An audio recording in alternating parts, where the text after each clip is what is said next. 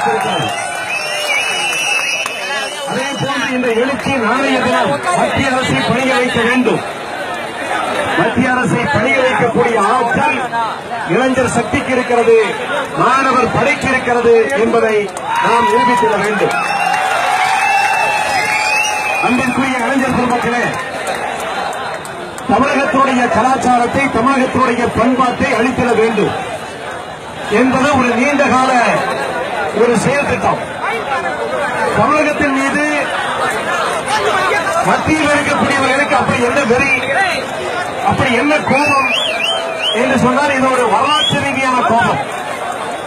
1900களில் தமிழகத்தில் பிற்படுத்தப்பட்ட சமூக மக்கள், ஒடுக்கப்பட்ட சமூக மக்கள் வஞ்சிக்கப்பட்ட ஒரு நிலை இருந்தது.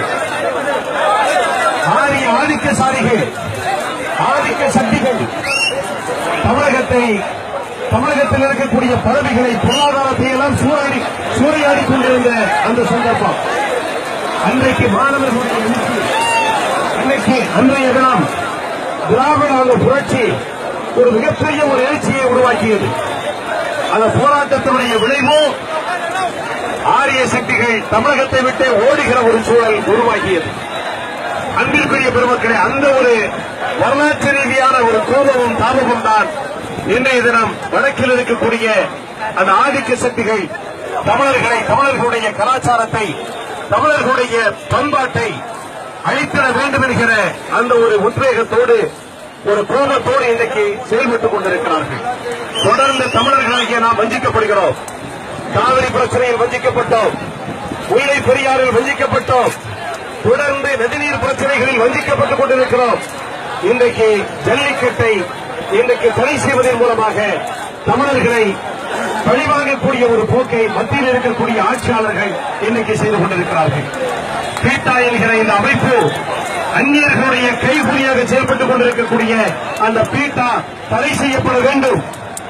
இந்த பீட்டாவின் மூலமாக தமிழகத்துடைய பாரம்பரிய விவசாயத்தை அழிப்பதற்காக அந்நிய சக்திகள் இன்றைக்கு மிகப்பெரிய அளவில் சரி செய்து கொண்டிருக்கிறார்கள். எனவே பீட்டாவை தடை செய்வது வரை நமது போராட்டத்திற்கு ஓய்விருக்கக்கூடாது. மத்திய அரசு ஜல்லிக்கட்டை நடத்துவதற்கான சட்ட திருத்தத்தை உடனடியாக கொண்டு வர வேண்டும். இன்றைக்கு மத்திய அரசு சால்சாப்பு வார்த்தைகளை சொல்லி தனது பொறுப்பிலிருந்து விலகிக் கொண்டிருக்கிறது. கோர்ட்டின் மீது பறிபோட்டுக் கொண்டிருக்கிறார்கள். மத்திய அரசாங்கம் பொறுப்பேற்ற 2.5 வருட காலத்தில் நூற்றுக்கணக்கான அவசர சட்டங்களை இந்த அரசு கொண்டு வந்திருக்கிறது.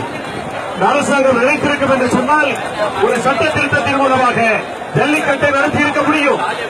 ஆனால் தமிழர்களை ஏமாற்றுகிற விதத்தில் கடைசி வரைக்கும் கண்டிப்பாக நடக்கும் என்று சொல்லி தமிழக மக்களை மத்திய அரசாங்கம் ஏமாற்றி இருக்கிறது. இன்றைக்கு நமது போராட்டத்தின் மூலமாக நாளைய தினம் தமிழக முதல்வர் அவர்கள் பிரதமரை சந்திப்பேன் என்று சொல்லியிருக்கிறார். இங்கே நாம் வைக்க வேண்டிய கோரிக்கை என்று சொன்னால் பன்னீர்செல்வம்